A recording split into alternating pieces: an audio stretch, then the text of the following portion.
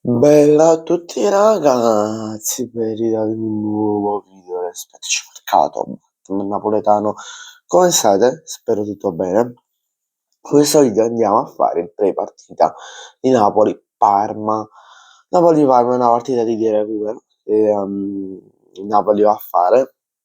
Inoltre alla Napoli giocherà il recupero sia l'Inter stasera, poi domani, giovedì, allora giocherà Milan e Bologna, o no? Sì, sì, giocherà Milan e Bologna.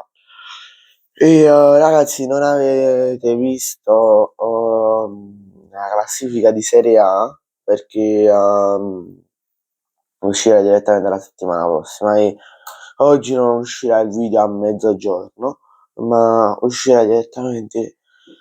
Scusate, voglio. Uscirà direttamente il video del post partita del Napoli stasera alle 20, alle 30 se non sbaglio, a fine partita, e poi il post partita dell'Inter. Allora, partiamo subito. Partiamo subito dal probabile risultato, i probabili marcatori. Allora, il Napoli andrà a vincere, anche se sì, è una partita molto, molto difficile, perché il Parma è sempre stato un avversario ostico, sempre stato un avversario ostico fin dall'anno scorso. Ricordiamo il 2-1 per il Napoli nella terza giornata di campionato e nella terzultima giornata di campionato 0-0 in casa del Parma. Però il Napoli lo andrà a spuntare per 2-0. I probabili marcatori. I probabili marcatori sono, vedendo le ultime partite, ti direi McTominay. McTominay sicuramente farà di nuovo la doppietta. Ora passiamo alla probabile formazione. Modulo 3-4-3.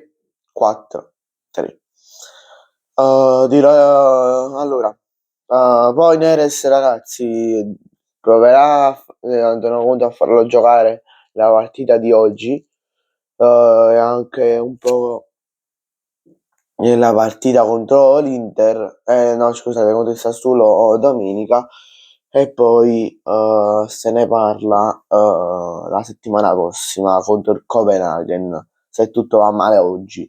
Se tutto va male oggi. Allora, vabbè, probabile formazione. Porta Milinkovic-Savic. Mo mi è venuto in mente che Alex Meret ha subito un nuovo infortunio. Infortunio alla spalla.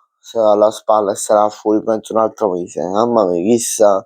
Non è tornata dall'infortunio, cioè si è infortunata, è nata 8. Mamma mia, come ha fatto questo? Vabbè.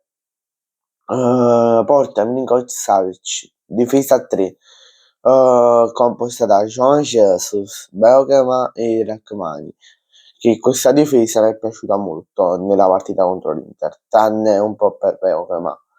Poi esterni di centrocampo, Di Lorenzo nella fascia destra e Spinazzola nella fascia sinistra.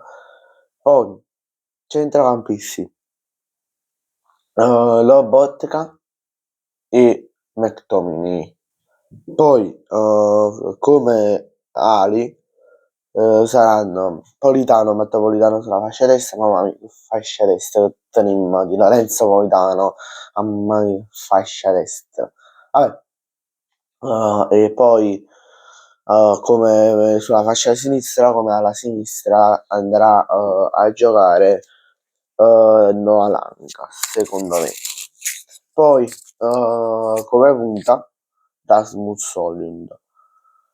Poi analizziamo un po' la partita. Anche se un po' l'ho analizzata prima, dicendo che è una partita molto tossica per il Napoli. E confermo le mie parole. E ragazzi, il Parma e se a prescindere mo dal Napoli o no, è sempre stata una squadra difficile da affrontare. La fortuna che abbiamo in questo momento è il fatto che giochiamo in casa. Giochiamo in casa al Maradona. Questa è l'unica cosa buona che abbiamo. Poi se giocavamo in trasferta in casa del Parma, era difficile, voglio. Molto, ma molto difficile, voglio. Se era in trasferta. Bene ragazzi, grazie a tutti per la visione, ci vediamo in un prossimo video. Mi raccomando, iscrivetevi al canale, è fondamentale, quindi iscrivetevi e lasciate un bel like. Ciao, vai giù!